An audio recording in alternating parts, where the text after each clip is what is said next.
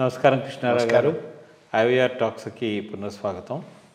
Media అంతా చాలా సెన్సేషనల్గా నిన్న ఇవాళ చెప్పేది ఏంటంటే, ఈరోజు మరి ఒక రాజకీయంలో ఒక 10 ఏళ్ళు చక్రం తిప్పినటువంటి ముఖ్యమైన వ్యక్తి వైఎస్ఆర్సిపి అంటే జగన్మోహన్ రెడ్డి గారికి మొదటి నుంచి వెన్నంట నిలిచి మరి ఆయనకి పథకాలు రచించడంలోనూ, మరి ఫండ్స్ సమకూర్చడంలోనూ, ఇన్వెస్ట్మెంట్స్ తీసుకురావడంలోనూ చార్టెడ్ అకౌంటెంట్ విజయసాయి రెడ్డి గారు చాలా ప్రముఖ పాత్ర వహించారు.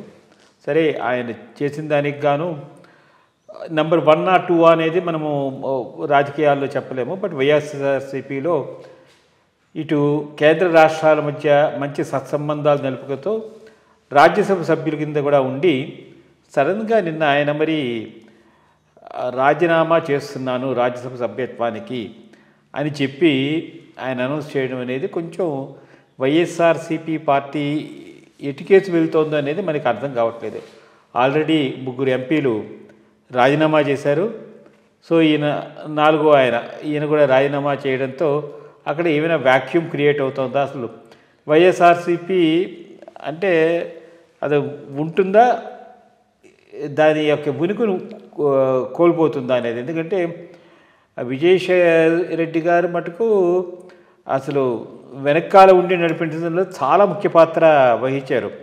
అంటే ఇప్పుడు ఇంటర్నల్గా పాలిటిక్స్ అనేది ఎలాగా ఉంటుంది, సజ్జల రామకృష్ణారెడ్డి గారు ఆయన ఒక కీలక పాత్ర వహించడం వలన ఈయన ఏదో ఇదైందని. బట్ అట్లకి కాకుండా చాలా ఎలిగేషన్స్ అయితే విజయసాయి రెడ్డి గారి మీద చాలా ఉన్నాయి.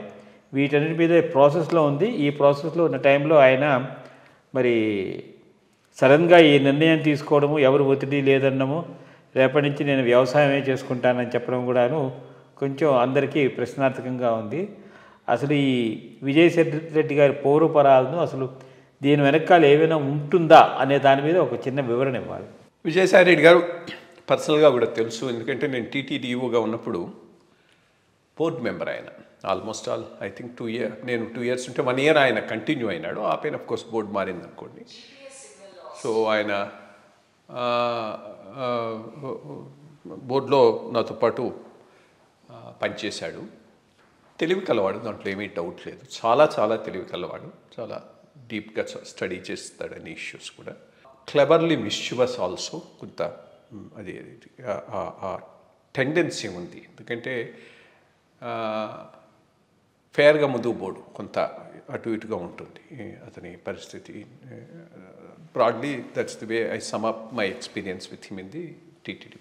సరే, ఆ పైన అప్పుడే టీటీడీలోనే కాదు, ఆయన ఓరియంట్ బ్యాంక్ ఆఫ్ కామర్స్లో కూడా డైరెక్టర్గా ఉండేవాడు. సో అది ఐ థింక్ రాజశేఖర రెడ్డి గారు కాంగ్రెస్ గవర్నమెంట్లో ఇప్పించినట్టున్నాడు. అక్కడి నుంచే most of the bank loans flow అయినాయి ఈ కంపెనీలకు, వాటికి. సో దాంట్లో కూడా ఆయన హ్యాండ్ ఉన్నదనేది వాస్తవం. సరే, ఇంకా ఆ పైన జగన్ గారి మీద వేసిన కేసుల్లో ఈయన ముద్దాయి కావటం, కేసులు నడవటం అది జరిగింది. బట్ ఈయన క్రూషల్ రోల్ ఎక్కడొచ్చిందంటే, ఎప్పుడైతే తెలుగుదేశం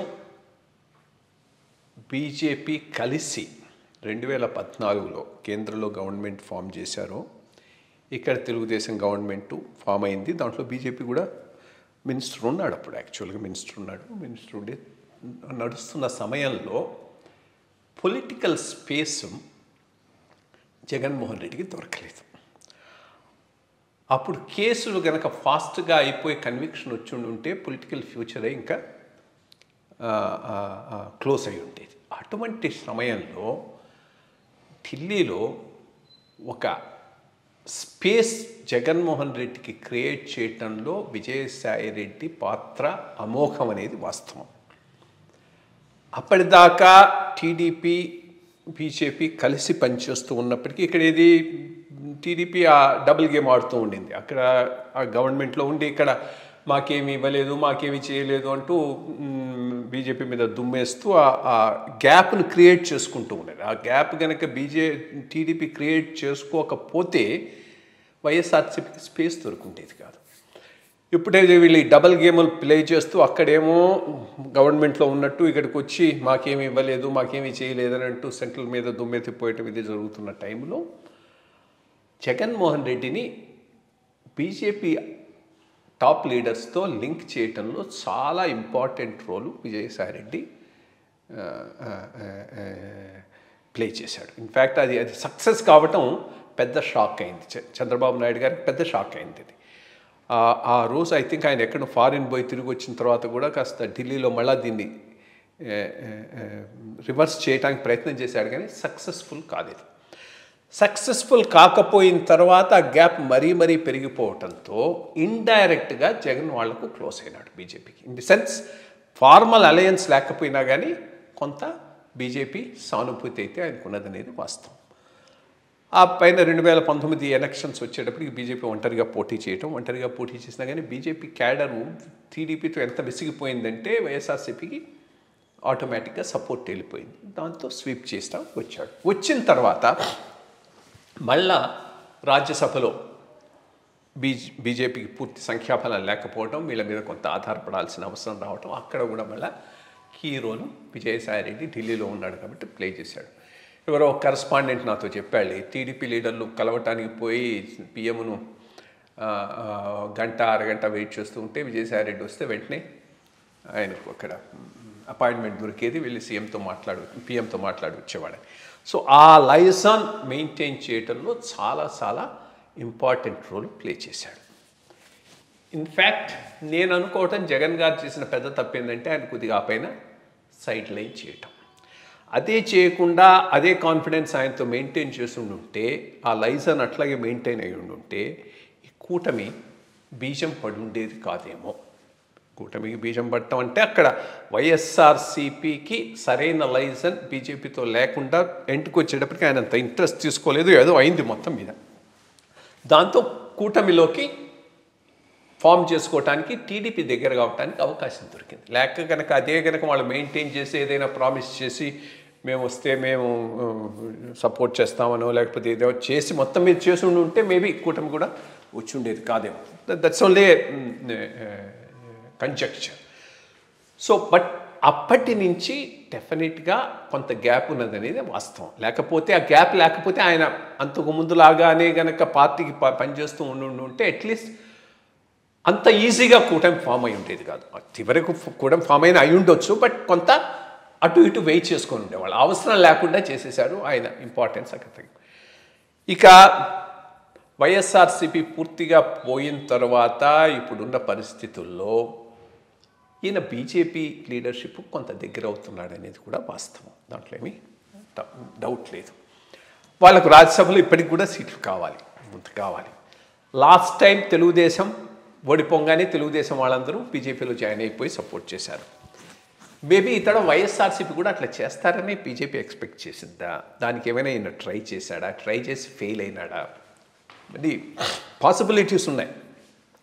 ట్రై చేసి ఫెయిల్ అయినాడు కాబట్టి ఇంకా లాభం లేదు, నేను అనుకున్న పద్ధతిలో వైఎస్ఆర్సీపీ నాయకత్వం పోవటం లేదనే ఒక డెసిషన్కి వచ్చి ఏమైనా బయటకు వచ్చాడా?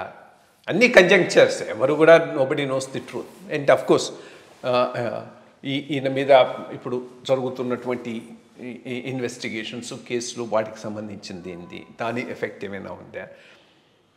ఇది ఎవరైనా మచ్ బిగ్గర్ గేమ్ ప్లాన్ జరుగుతూ ఉందా ఆంధ్ర ఇది ఆయనే చెప్తూ ఉన్నాడు. ఇప్పుడు వచ్చే ఈ సీట్ ఎవరికి పోతుంది? కూటమికే పోతుంది. కూటమిలో ఎవరు వస్తారు? Nobody nose. తెలుగుదేశానికి వస్తుందా లేక బీజేపీ తీసుకొని తెలుగుదేశాన్ని కన్విన్స్ చేస్తుందా? ఇవన్నీ అవకాశాలు ఉన్నాయి. బట్ ఏదైనా కానీ ఇది పెద్ద